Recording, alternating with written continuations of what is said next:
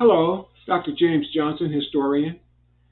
And this Women's History Month 2023, I would like to share with you one of the publications of Zora Neale Hurston, one of the stories from her publication, Mules and Men. Zora Neale Hurston was one of the great writers of the Harlem Renaissance, born in 1891 in Eatonville, Georgia, and she died in 1960. She did much of her work collecting stories in the Deep South from the African Americans who lived largely among themselves, depended on themselves, and had developed rich culture that was their general form of interaction. And so this is one of the stories she talked about. She recorded the folk tales and many of the songs and the religious rituals and these kinds of things. So this is one of the stories from her folk tales, and it's about two brothers, Jim and Jack. Mostly about Jack.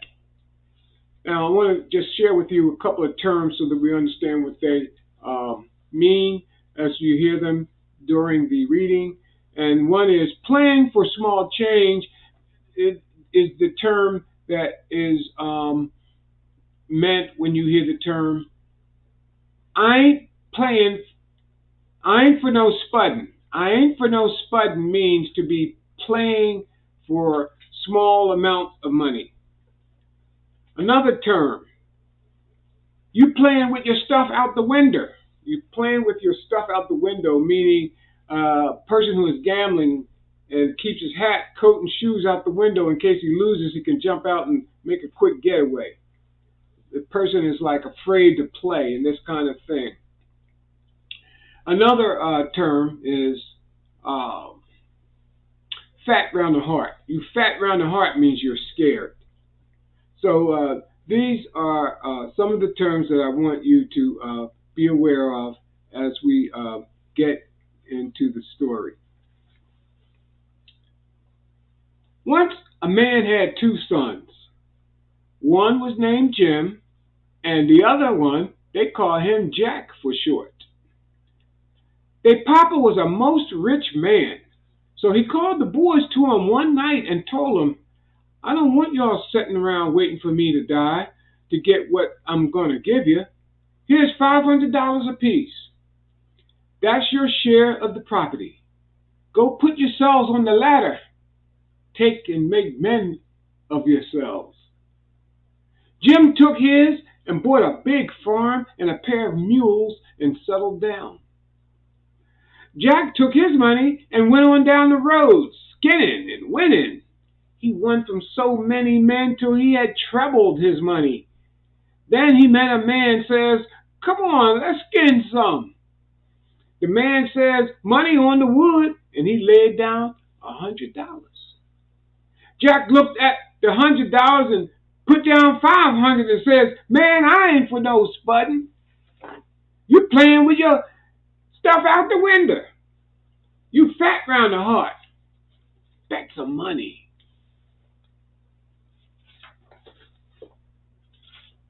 The man covered Jack's money, and they went to skinning.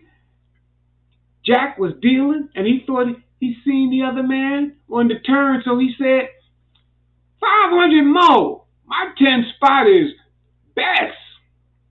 The other man covered him, and Jack slapped down another 500 and said, 500 more. You fall this time. The other man never said a word. He put down 500 more. Jack got to singing. When your card get you lucky, oh partner, you ought to be in a rolling game. He flipped the card and bless God, it was the 10 spot. Jack had done fell himself instead of the other man. He was all put out. He says, well, I done lost all my money, so the game is through. The other man said, we can still play on. I'll bet you all the money on the table against your life. Jack agreed to play. Because he figured he could outshoot and outcut any man, and if the man tried to kill him, he'd get killed himself. So they shuffled again, and Jack pulled a card, and it fell third in hand. Then the man got up, and he was 12 foot tall. And Jack was so scared he didn't know what to do. The man looked down on him and told him, says, "The devil is my name, and I live across the deep blue sea. I could kill you right now, but I'll give you another chance. If you get to my house before the sun sets and rises again, I won't kill you. But if you don't, I'll be compelled to take your life." Then he vanished. Jack went on down the road just a-crying till he met an old man and says, "What's the matter, Jack?"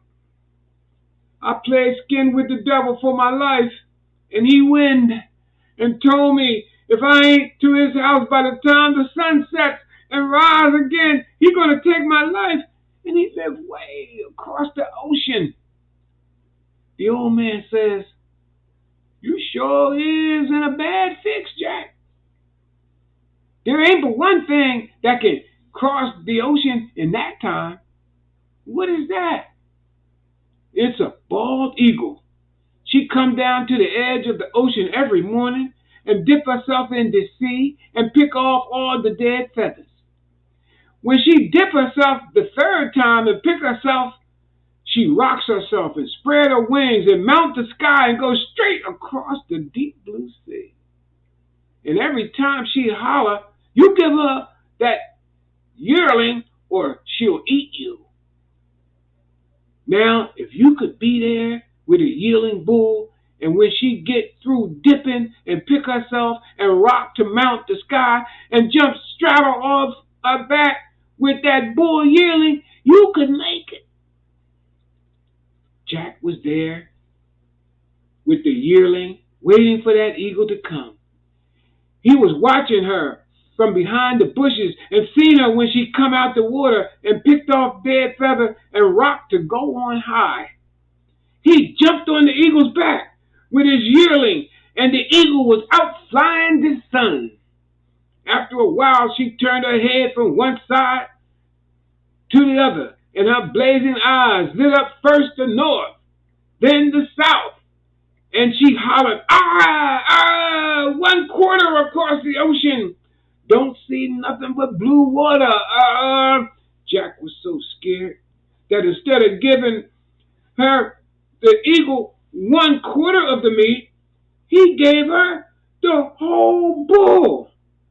After a while, she said, "Ah, 1/2 across the ocean. Don't see nothing but blue water." Jack didn't have no more meat, so he tore off one leg and gave it to her. She swallowed that and flew on. She hollered again, "Ah, mighty nigh across the ocean.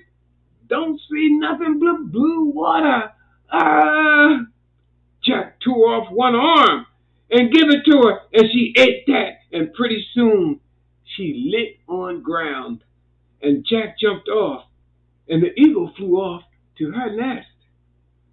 Jack didn't know which way the devil lived, so he asked. "That first big house round the bend on the road," they told him. Jack walked to the devil's house and knocked on the door. "Who's that?"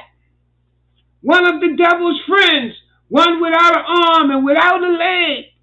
Devil told his wife, said, "Look behind the door and hand that man an arm and leg." She gave Jack the arm and leg, and Jack put them on. Devil says, "See, you got here in time for breakfast, but I got a job for you before you eat. I got 100 acres of new ground, ain't never had a brush cut on it. I want you to go out there and cut down all the trees and brushes, grub up all the roots and pile them and burn them before dinner time. If you don't, I'm going to have to take your life." Just about that time, the devil's children came out to look at Jack. and he seen he had one real pretty daughter. But Jack was too worried to think about no girls, so he took the tools and went on out to the wood lot and went to work. By the time he chopped down one tree, he was tired, and he knew it would take him 10 years to clear that ground right. So Jack sat down and went to crying. About that time, the devil's pretty daughter came with his breakfast. "What's the matter, Jack?" "Your papa done give me a job he know I can't get through with, and he gonna take my life. I don't want to die." "Eat your breakfast, Jack, and put your head in my lap and go to sleep." Jack done like she told him and went to sleep. And when he woke up, every tree was down, every brush and every root grubbed up and burnt. Looked like never been a blade of grass there. The devil came out to see how Jack was making out, seeing that 100 acres cleaned off so nice, and said, "Uh-huh. I see you's a wise man, most wise as me. Now, I got another job for you. And it's 100-foot well. And I need you to dip it dry. I want it so dry till I can see dust from it. And then I want you to bring me what you find at the bottom." Jack took the bucket and went to the well and went to work. But he seen that the water was coming in faster than he could draw it out. So he sat down and began to cry. The devil's daughter came traipsing along with Jack's dinner and seeing Jack sitting down crying. "What's the matter, Jack? Don't cry like that unless you want to make me cry too. Your pa done put me to doing something he know I can't never finish, and I don't want to get through. He's going to take my life." "Eat your dinner, Jack, and put your head in my lap and go to sleep." Jack done like she told him, and when he woke up, the well was so dry till red dust was boiling out of it like smoke. The girl handed him a ring and told him, "Give Papa this ring. That's what he wanted. It's Mama's ring, and he lost it in the well the other day." When the devil came to see what Jack was doing, Jack gave him the ring, and the devil looked and seen all that dust pouring out the well. He said, "I see you's a very smart man, almost as wise as me. All right, I got just one more job for you, and if you do that, I'll spare your life and let you marry my daughter to boot.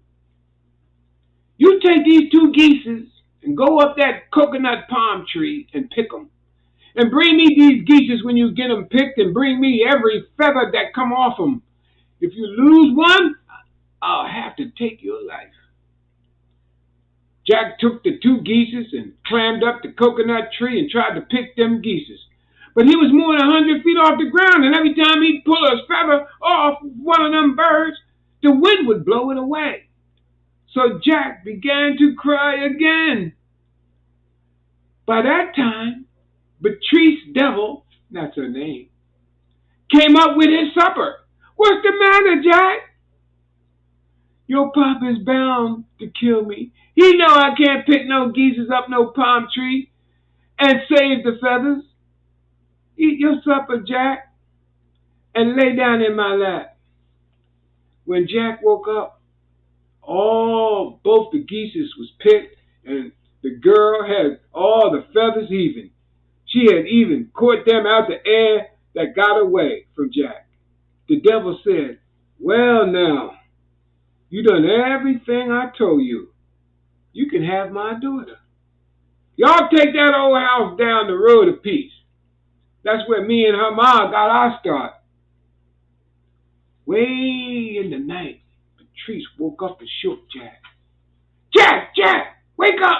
Papa's coming here to kill you. Get up and go to the barn. He got 2 horses that can jump 1,000 miles at every jump. One is named Hallowed Be Thy Name, and the other Thy kingdom come. Go hitch him to the buckboard and head him this way and let's go. Jack run to the barn and harnessed the horses and headed towards the house where his wife was at. When he got to the door, she jumped in and hollered, "Let's go, Jack! Papa's coming after us." When the devil got to the house to kill Jack and found out Jack was gone, he run to the barn to hitch up his fast horses. When he seen that they was gone, he hitched up his jumping bull that could jump 500 miles at every jump. And down the road, baby, the devil was driving that bull. With every jump, he'd holler, "Oh, hallowed be thy name! Thy kingdom come!" And every time the horses would hear him call him, they'd fall to their knees and the bull would gain on them. The girl said, "Jack, he's about to catch us. Get out and drag your feet backwards 9 steps. Throw some sand over your shoulders and let's go." Jack done that, and the horses got up and off they went. But every time they hear their master's voice, they'd stop till the girl told Jack to drag his foot 3 times, 9 times, and he did it.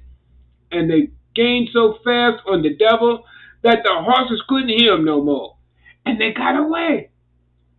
The devil passed a man and he said, "Is you seen a man in a buckboard with a pretty girl with coal black hair and red eyes behind 2 fast horses?" The man said, "No, I expect they done made it to the mountain. And if they done gone to the mountain, you can't overtake them." Jack and his wife was right there listening to the devil. When the devil saw her paw coming, she turned herself into horses and the goats, and they was cropping grass. Jack was so tough, she couldn't turn him into nothing. So she saw a hollow log, and she told him to go hide in it, which he did. The devil looked all around, and when he seen that log, and his mind just told him to go look in it, he went and picked it up and said, "Aha, I got you." Jack was so scared inside that log, he began to call on the Lord, and he said, "Oh, Lord, have mercy." You know the devil don't like to hear the name of the Lord, so he threw down that log and said, "Damn it! If I'd have known that God was in that log, I never would have picked it up." So he got back in and turned up the reins and hollered to the bull, "Turn, bull, turn! Turn clean around! Turn, bull, turn! Turn clean round!" The jumping bull turned so fast, he fell and broke his own neck and threw the devil out on his head and killed him. So that's why they say, Jack beat the devil.